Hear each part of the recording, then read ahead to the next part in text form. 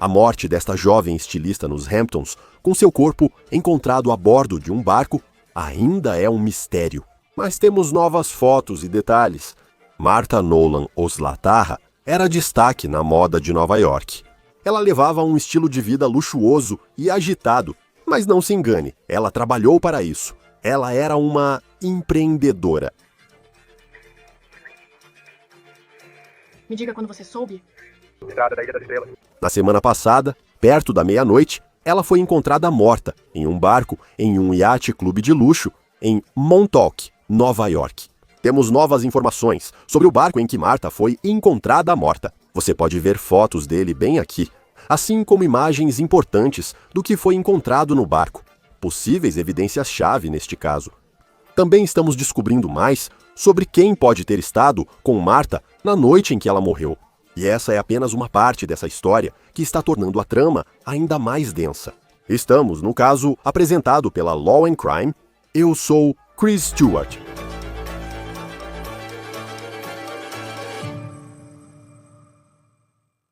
A polícia de Long Island, Nova York, investiga a morte repentina de uma mulher saudável de cerca de 30 anos na semana passada. O nome dela era Martha Nolan. Aqui está uma foto de Martha. Ela tinha apenas 33 anos. O nome completo dela, Martha Nolan Ozlataha. Ela se mudou recentemente dos Estados Unidos para Irlanda, onde muitos parentes ainda vivem e aguardam respostas sobre sua morte. Novas fotos do barco Ripple, onde Martha foi encontrada morta. Ele tem um logotipo do Grateful Dead atrás. É um barco de 15 metros. Parece ter uma cabine na parte da frente, mas também bastante espaço para as pessoas ficarem na parte de trás do barco. Muitas mesas, muitas cadeiras, e aquele espaço aberto permitiu que membros da imprensa entrassem e tirassem fotos do que ainda estava a bordo do barco. Vou mostrar as novas fotos em instantes. Os primeiros testes no corpo de Martha, na noite da morte, foram inconclusivos. O corpo dela foi achado neste barco, atracado no Montauk Yacht Club. Agora nós sabemos, de acordo com a polícia, que a autópsia dela não mostrou sinais de violência. Não havia sinais de trauma ou ferimentos de defesa, indicando aparente ausência de luta. Então agora estamos aguardando os resultados do exame toxicológico. Da última vez que falei com os investigadores, eles disseram que não tinham um prazo de quanto tempo poderia levar para obter esses resultados finais da autópsia. Os exames atuais vão indicar o que havia no organismo de Martha na noite em que morreu. O Irish Independent informou que a família de Martha pode esperar até 3 meses pelos exames. Agora, aqui está uma foto que a Associated Press tirou do que parece ser uma substância branca em pó que estava em um assento na parte de trás do barco, assim como em uma mesa. Agora, o barco Ripple não está mais atracado no Montauk Yacht Club. Desde então, ele foi levado para outro local. Não sabemos o que é essa substância. E a polícia não disse se acredita que drogas possam estar envolvidas na morte de Martha. O advogado da família dela negou nesta semana especulações sobre causa da morte ou uso de drogas. Muitas perguntas surgiram sobre o ocorrido à meia-noite de 5 de agosto. Testemunhas relataram que um homem nu, segundo o Daily Mail, saiu correndo do barco, gritando por socorro e dizendo que sua namorada estava morta. E estamos descobrindo mais informações sobre quem esse homem pode ser, segundo relatos. Eu vou falar sobre isso em um instante. E não é o perfil de uma pessoa que estávamos esperando, para dizer o mínimo. Martha Nolan passava o verão em Montauk, como muitos nova-iorquinos. Ela morava em Manhattan. As redes sociais dela mostravam seu estilo de vida luxuoso. Existem vídeos dela fazendo passeios de helicóptero com um homem não identificado. E também há vídeos dela viajando em jatos particulares com amigos, tanto a negócios quanto a lazer. Martha não era alguém que parecia estar apenas acompanhando esse estilo de vida de luxo, mas sim alguém que tinha condições de viver essa vida. Ela era uma empresária. Oi, sou a Martha da East by East, fundadora e diretora criativa. Martha dizia ser fundadora da marca de moda praia East by East e modelava os próprios produtos. Na legenda do Facebook, ela disse estar em sua era East by East. Ela organizou eventos pop-up em Montauk para East by East. Este é um vídeo de um dos pop-ups dela em um resort em Montauk, no dia 1º de julho. Essa foi uma das últimas postagens dela nas redes sociais e há muita especulação neste momento, porque ainda não temos os resultados finais da autópsia sobre a morte de Martha. Então, aqui está o que a polícia está dizendo. Veja o que sabemos até agora, segundo testemunhas. A polícia diz que foi por volta da meia-noite da última terça-feira que a polícia do condado de Suffolk recebeu uma ligação para o 911 de um homem que relatava que uma mulher estava inconsciente em um barco atracado no Montauk Yacht Club. Mulher inconsciente, agora respirando, no Montauk Yacht Club. A polícia diz que quando chegaram ao Montauk Yacht Club, encontraram o que eles chamam de bons samaritanos, fazendo reanimação cardiopulmonar em Martha. Segundo a polícia, ela foi declarada morta no barco Ripple. Investigação e exame preliminar não concluíram a causa da morte dela. Embora a autópsia de Martha não tenha mostrado violência ou trauma, a polícia ainda não descartou o crime e chamou detetives de homicídios ao clube de iate para montar um posto de comando. Novamente, a possibilidade de crime não foi descartada.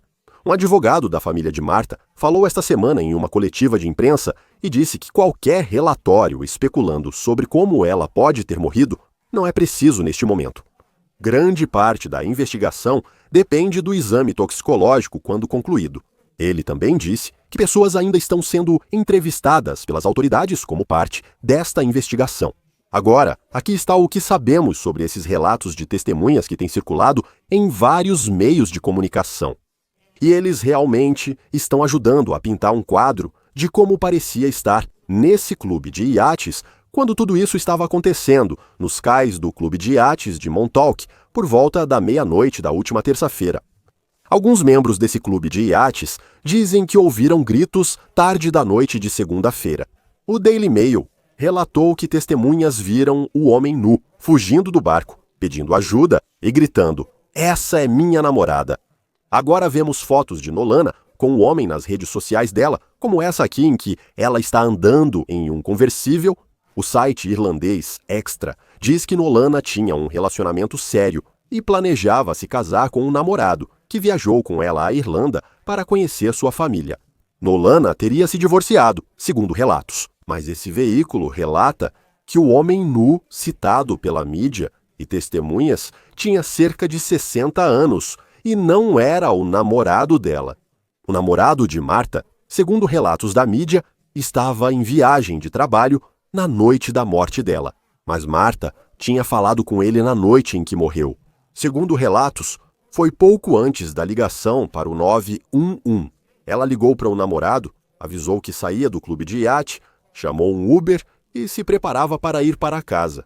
O Daily Mail informou que o homem de 60 anos que acompanhava a Martha na noite de sua morte, testemunha-chave do caso, era dono do barco Ripple, onde ela estava. Ele também era dono do barco que estava atracado ao lado do Ripple, que parece ser um barco de pesca. Você pode vê-lo aqui com assentos vermelhos. Ele é rico, fez fortuna no setor de seguros e tem casas em Long Island e perto de Palm Beach, Flórida. Segundo o Daily Mail, ele investiu $200 mil na marca de moda praia da Martha, East by East. Agora, no momento desta gravação, ele não foi acusado. E, sinceramente, ninguém foi acusado neste caso. Não citaremos seu nome, mas ele é chave nesta história. Não se sabe por que Nolan estava no iate na noite da morte dela. Amigos dela disseram ao Extra que não sabem por que ela estava no barco nem com um homem de 60 anos, principal testemunha do caso. Apenas mais uma reviravolta nessa história, com tantas perguntas que ainda precisam ser respondidas. Enquanto surgem perguntas nos Estados Unidos da América, a família de Martha, na Irlanda, se prepara para sepultá-la. Este é o aviso de falecimento de Martha, que acabou de ser publicado em um site irlandês, dizendo que Martha era uma filha, irmã, neta, sobrinha e companheira muito amada. O texto continua dizendo, abre aspas, ela fará muita falta para sua mãe amorosa e para o companheiro de sua mãe, Patrick. Irmã, tias, tios, companheiro, pais, ciamos e irmãos. Seu avô, Jim Slattery, família estendida, parentes e seu grande círculo de amigos na Irlanda e nos Estados Unidos. Que Martha descanse em paz. Junte-se a nós agora para falar mais sobre os próximos passos desse caso com Mary Jumbelick, uma patologista forense. É sempre ótimo ter você no Law and Crime, especialmente quando estamos falando sobre esses testes tão importantes que acontecem quando tentamos descobrir o que aconteceu com alguém, como estamos fazendo neste caso envolvendo Martha Nolan. 3 meses para um teste toxicológico. Quero dizer, só penso nessa família e na espera que eles estão enfrentando todos os dias. Por que demora tanto para esse tipo de teste ficar pronto? Bem, sabe, tem ficado cada vez mais difícil com os testes toxicológicos porque existem muito mais drogas por aí. E além disso, muito mais pessoas têm drogas no organismo. Assim, os laboratórios ficam sobrecarregados com tantas amostras e tentando descobrir. Outra coisa é que não é simplesmente uma questão de saber se uma droga está presente ou não. Eles precisam quantificar isso. Precisam verificar o nível, se está em mais de um fluido corporal e confirmar que não é um artefato. É preciso garantir que o resultado seja real, o que demanda tempo. Sei que a autópsia foi feita e que você tem os testes iniciais do local. Muitas vezes, para nós que estamos de fora, sabe, a gente só recebe os resultados da toxicologia e então, sabe, reportamos isso nas nossas matérias. O que exatamente envolve um teste toxicológico e como ele é feito? Bem, sabe, é sempre tão trágico quando alguém jovem assim é encontrado inconsciente, então tentam reanimar com reanimação cardiopulmonar, mas a pessoa já está morta no local e a família fica se perguntando o que aconteceu. Claro, a autópsia e o exame no local são muito importantes para verificar se houve violência, se algo foi alterado ou se havia feridas ou lesões no corpo dela. Quando precisamos analisar o sangue, a urina, a bile e o fígado em busca de drogas e substâncias químicas, primeiro é preciso coletar todo esse material e depois enviá-lo para o laboratório. Tudo é feito seguindo a cadeia de evidências e a cadeia de custódia. E por isso você precisa ter cuidado com isso, porque será importante caso algo seja descoberto. Primeiro, é necessária uma triagem inicial para analisar classes gerais de drogas. Há algum opioide presente? Sabe, há algum álcool presente? Se os resultados forem positivos, é preciso fazer testes mais detalhados para identificar qual droga está presente e em qual nível. E para garantir que, enquanto você está testando, você está obtendo bons resultados de todos os seus instrumentos. Então, é realmente um processo bastante complicado. Sim, e há fotos divulgadas. E eu penso nesses tipos de histórias, e penso na família, e em como deve ser difícil, porque eles estão esperando para saber o que aconteceu com seu ente querido. E realmente, não houve muitas respostas até agora, porque os resultados dos testes feitos até o momento foram inconclusivos. E então começam as especulações. Você viu as imagens do pó branco aparentemente em um assento e também em uma mesa na parte de trás do barco. E então isso, certamente, você sabe que vai ter gente que vai olhar para isso. E nós não estamos especulando que seja isso, mas as pessoas vão olhar e pensar, ok, não houve, sabe, violência na morte dela, mas aqui claramente temos algum tipo de substância. E eu não quero seguir pelo caminho de dizer que com certeza foi isso. Mas ao mesmo tempo, o que poderia ser? Tipo, como alguém que faria um exame toxicológico, como isso influencia na forma como olhamos para o que potencialmente aconteceu com Martha Nolan? Bem, quero dizer, certamente do ponto de vista da investigação policial, eles vão querer avaliar isso para saber se havia alguma substância ilegal, sabe, a bordo. Do ponto de vista do médico legista, né, eles querem saber o que a polícia encontra em relação a isso. Eles estão mais preocupados com o que o corpo da falecida pode revelar. E, sabe, isso pode ser qualquer coisa, desde opioides até heroína, cocaína, qualquer coisa desse tipo. Então é isso que eles vão procurar no sangue. E eu sei que a família está preocupada, porque eles disseram, pelo que sabem, que ela não usava drogas. Até um usuário iniciante pode morrer na primeira vez caso a droga esteja contaminada com fentanil. O fentanil é muito perigoso. Existem testes que os usuários podem fazer para verificar se a droga deles contém fentanil, chamados de fitas de teste de fentanil. São distribuídas grátis em Nova York e podem ser entregues em casa. Narcan, um spray nasal, pode ser comprado em farmácias e isso pode reverter os efeitos de qualquer opioide ou fentanil se alguém tiver uma overdose por causa disso. Mas fora isso, se você não sabe que está tomando algo que contém fentanil, há uma grande chance de ter uma reação fatal. Lembro que a polícia disse que, ao chegar, bons samaritanos faziam reanimação cardiopulmonar em Marta. Já relatei sobre epidemia de drogas na minha carreira e sobre o Narcan e sua eficácia em casos de overdose. Sem Narcan, a reanimação cardiopulmonar pode ser eficaz em caso de overdose? Existe algo que você possa fazer para salvar alguém nesse tipo de situação? Se ela tivesse, e não estou dizendo que ela fez isso, mas, claramente, existe essa substância. E se ela tivesse ingerido e isso levasse a uma overdose, o que pode ser feito para tentar salvar alguém se você não tiver Narcan? Bem, você sabe, você faz a reanimação cardiopulmonar, mas é preciso fazer respirações eficazes, e isso é realmente difícil, só com respiração boca a boca. Se você não tiver, sabe, algum suporte de uma ambulância onde você possa ventilar a pessoa, você pode continuar tentando e às vezes consegue fazer com que respirem um pouco de oxigênio pelo organismo deles. Mas eles realmente precisam estar, sabe, em um ventilador mecânico, sabe, para que isso seja eficaz. Existe algo sobre isso, porque, infelizmente, ocorrem muitas overdoses diárias neste país. E para o teste inicial, no local dar inconclusivo, e aí você tem a autópsia inicial, que mostrou que não havia, sabe, trauma, né, ferimentos de defesa, violência ou qualquer coisa assim. Agora aguardamos até 3 meses por um exame toxicológico. É normalmente isso que leva para descobrir oficialmente que alguém morreu de overdose. Às vezes é ainda mais claro, pois a seringa pode estar no braço da pessoa. Então, sabe, sem isso, por assim dizer, aí realmente fica mais difícil. Se houver muitos apetrechos de drogas na cena, como seringa ou torniquete, dá para ver que alguém usou, como mencionei. Mas se você não tem nada disso, então realmente precisa esperar pelos resultados da toxicologia do próprio corpo. Sei que os detetives de homicídios participam da investigação, o que não confirma o homicídio, mas o crime ainda não foi descartado. E se os resultados mostrarem que havia algo no sistema dela que levou à morte, como isso influencia na determinação se foi um acidente ou se foi algo além disso?